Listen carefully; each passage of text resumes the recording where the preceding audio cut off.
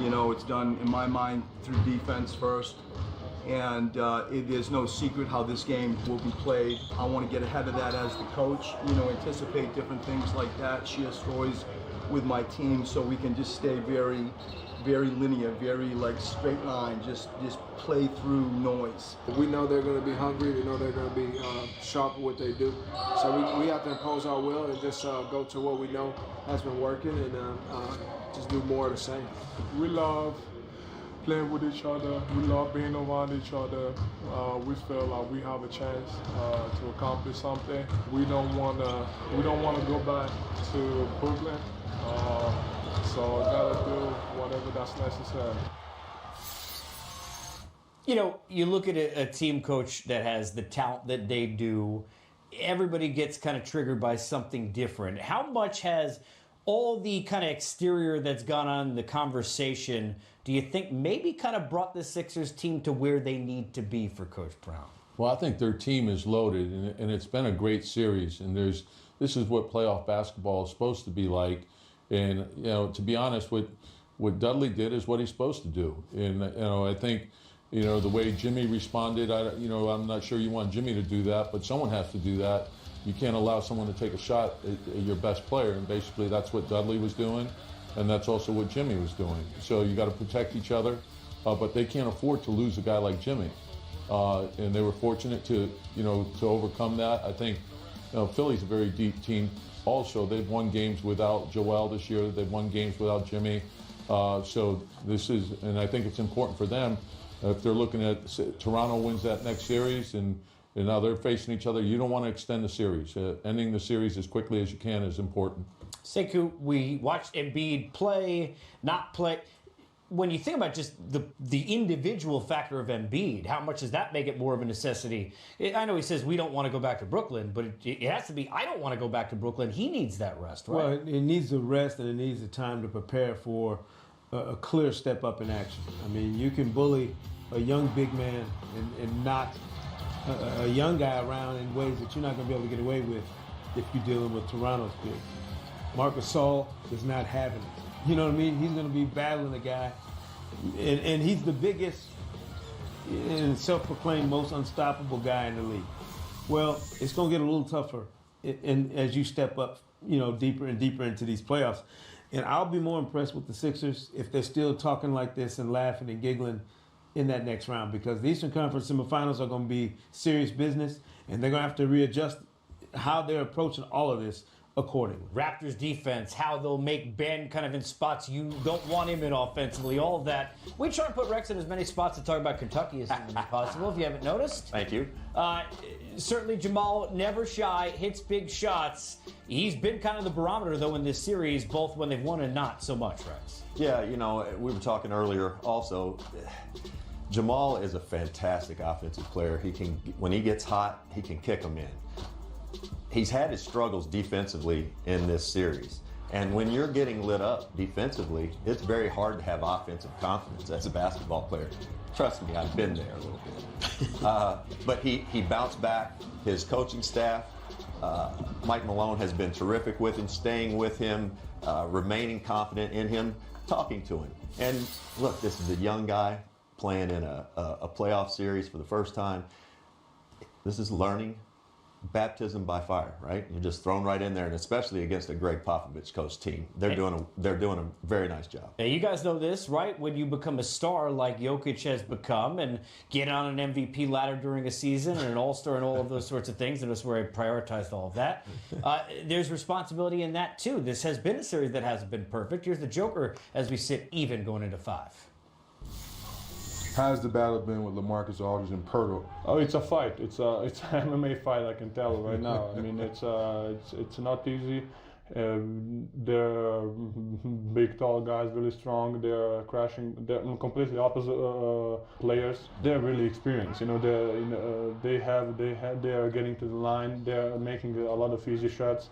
We just need to be there. We need to be aggressive. We need to fall in like a pack of dogs. We are there. We are there. You got to go after him, right? I think I can impact my team with my how I'm aggressive. If I'm aggressive, they're gonna be more confident in themselves. Mm-hmm. So if I'm aggressive, they're gonna Like they're gonna step with confidence, make shots. You know, we have a bunch of players who can make shots, who can play, who can be the man. You know, so I'm just trying to take what the games gives me. Coach, you've had, I'll call it opportunity, because I know you love the competing, but not easy to find a way to contain all the different ways he impacts. How difficult is that when you game plan against that team and a guy that size has that skill set? Well, Jokic, the thing that makes him unique is the way he plays away from the basket. So he opens up their offense, and it sets up so many different things. And he's such a great passer. He's got great vision, great decision-making, but he's also a gifted scorer. And I think when he strikes that balance where he's looking for a shot, now you have to play him, that opens up a lot of other things for them. And they do a great job of moving without the ball. And I think the thing about Murray, I think he's a really mentally tough guy. And for him to step up and bounce back the way they did, and there's a reason why they had the second best record in the West. They had a terrific season. They've got a lot of weapons. So this is a great series. The way the Spurs are playing, you got to give them a lot of credit also. This is fantastic basketball. Well, we've seen, look, team basketball, I know what it's all about from a coaching side. The one-on-one matchups, give me those. Rivalries are great. We were talking about this, Coach, yesterday. I'll watch Westbrook and Lillard, two just, studs, back and back all day. But this was not the close that his old buddy James Harden had when we looked at his numbers in the fourth quarter. But is Russ going to sit there down 3-1 and be shy about being in this series? I have a feeling. Next question. Yeah, Russell, Barry Trammell with the Oklahoma. You guys did a great job on Lillard in the first half. He didn't score until the last 75 seconds of the half. Were you pleased with the defense you played on him, and how did it change when he got going in the third quarter?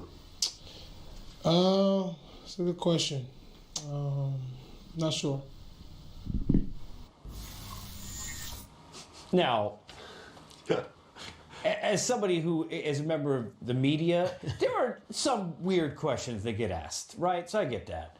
But when you sit there, if you're going to, Rex, as a player, if you're going to talk when you're up here, don't you have to talk when you're here? Yes, I think you do. I also think that there's a process you go through. I remember as a young player coming into the league, there were plenty of nights I didn't play very well. It was my first time really ever being picked on. Not picked on, but being reported accurately. People weren't, because in college and high school, it's just all the things you do well. And all your media is pretty much good. When you go through a series like he's going through now, he's been around, he's been the MVP.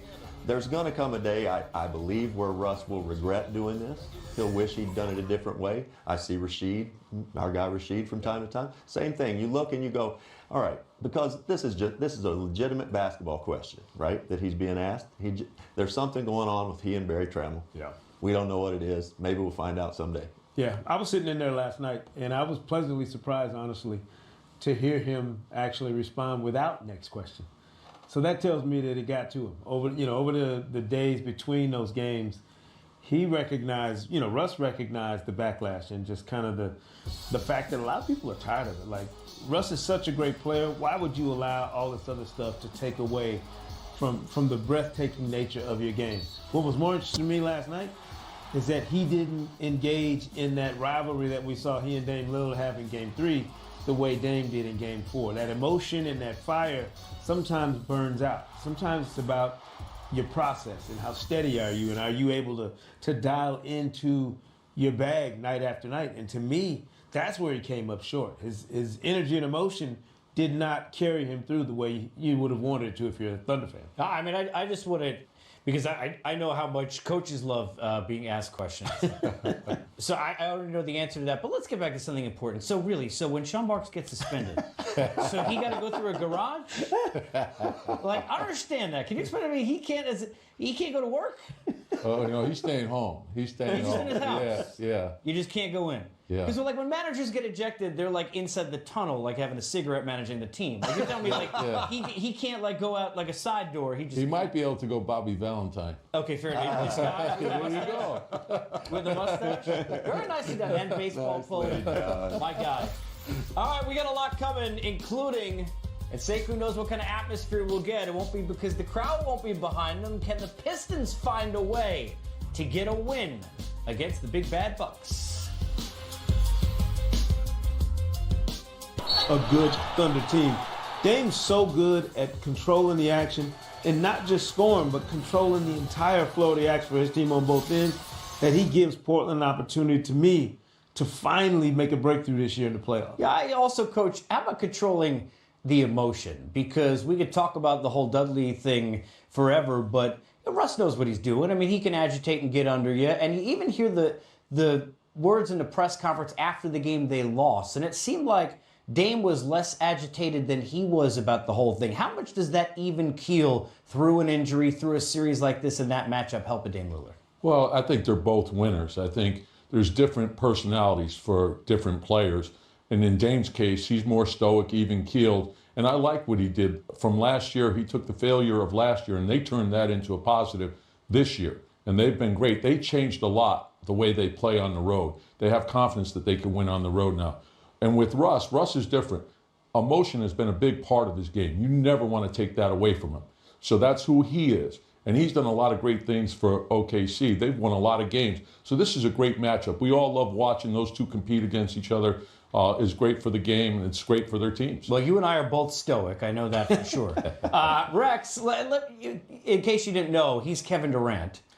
We didn't have to drop any lower thirds, but he has certainly made his presence felt, been demonstrative. What have you seen from him as this series has gone on? Well, I know we all tend to get on KD in the social media age. Get on him for being sensitive with the media after games. Get on him for changing teams, all that. He is KD. And he showed us the other night, Steve Kerr had to remind him what he needs to do. Be aggressive, go out there and do it. But let's not forget, he's the biggest matchup problem in the entire NBA. You could argue Giannis, maybe a couple others, but Kevin Durant is a 7'2" guard. And he poses problems for teams nightly. There's a reason he's been the MVP of the finals twice now. Yeah, I also think we should give some love to Kyrie because a lot of reasons. Obviously, we know what a great player he is. You could tell, which he didn't talk about too, that he was probably under the weather a little bit. I mean, clearly it looked like he was here with our pollen in Atlanta during some of these press conferences. But we wondered, would he scale back? How much he was helping facilitate the big night from Hayward. We saw it with Jaylen Brown the night before. We know he's going to have big nights, hit big shots. But have you seen him activate more of that leadership role you wanted to see on the floor? Yes, and look, Kawhi Leonard could be on this list. I mean, there are other guys who have played really well. Pascal Siakam, believe it or not, could be on this list based on the performance he's had so far in their series.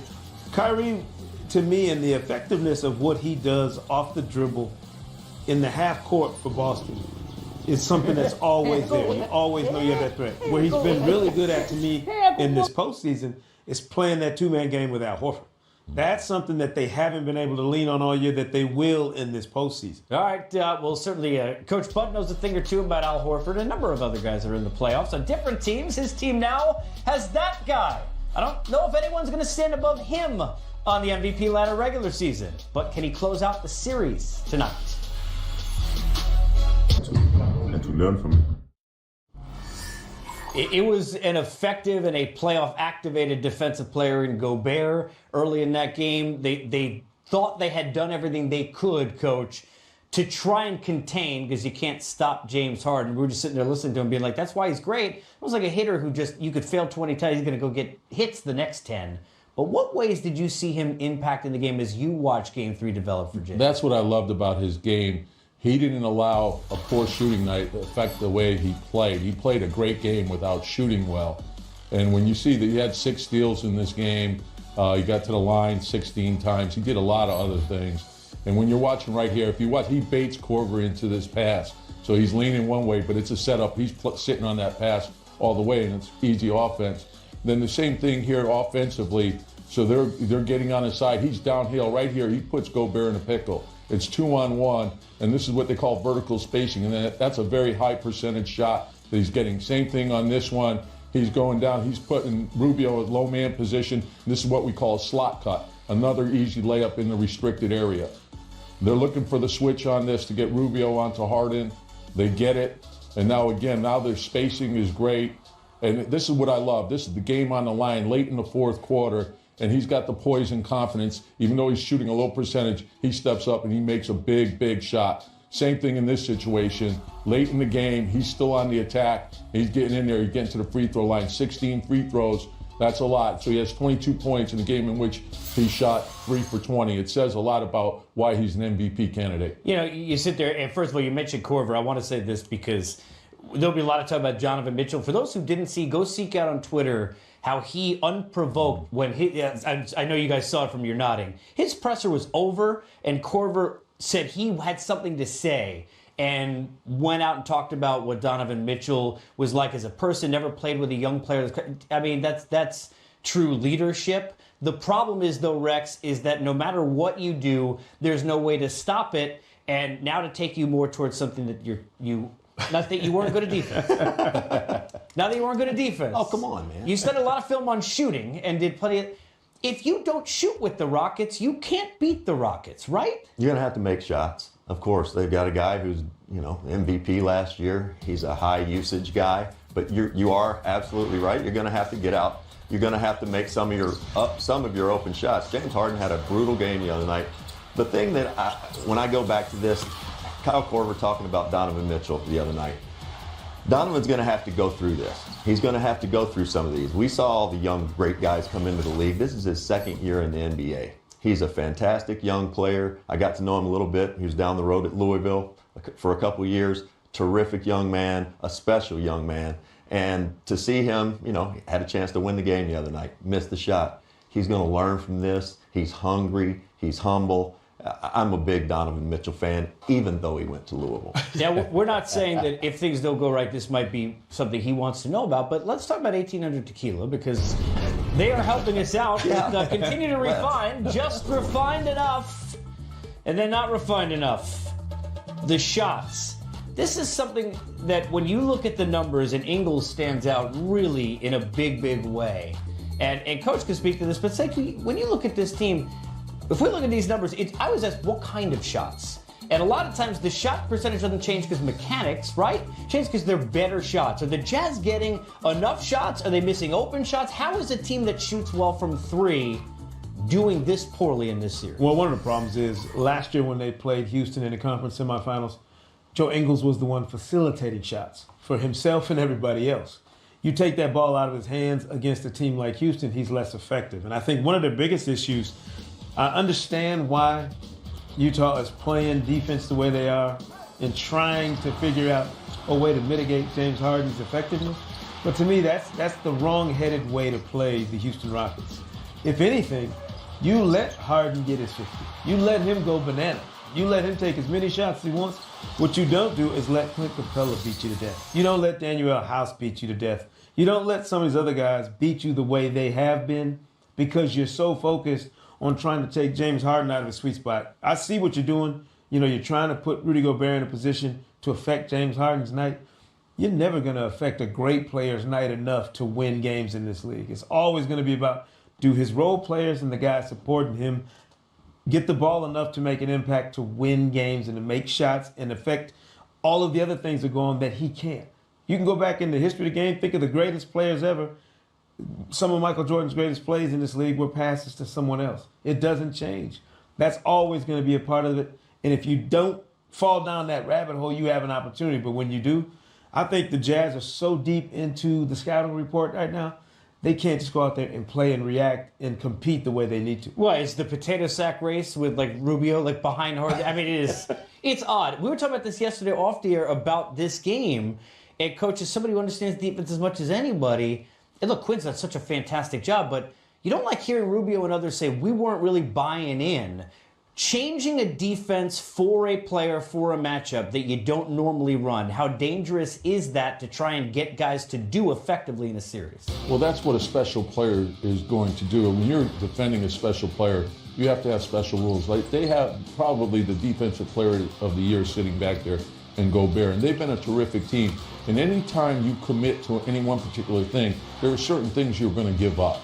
And so I think when you look at it after a game is over, during the course of the game, there's two things you ask yourself. One is, are you doing it hard enough, and are you executing the scheme correctly? And if you are, and they're scoring effectively, then you change. But they may be seeing something that we're not. And the thing is they've been a terrific team for a long time. And I do think they've gotten some good looks at threes, and they're not making right now. But they're a terrific team offensively in the way they share the ball. All right, having small kids, I know about rocking babies. It sometimes goes better than it did for Russ in the last couple of games since he did so. Dame, we know he's a win away from the next round, but what about that ladder, Sekou?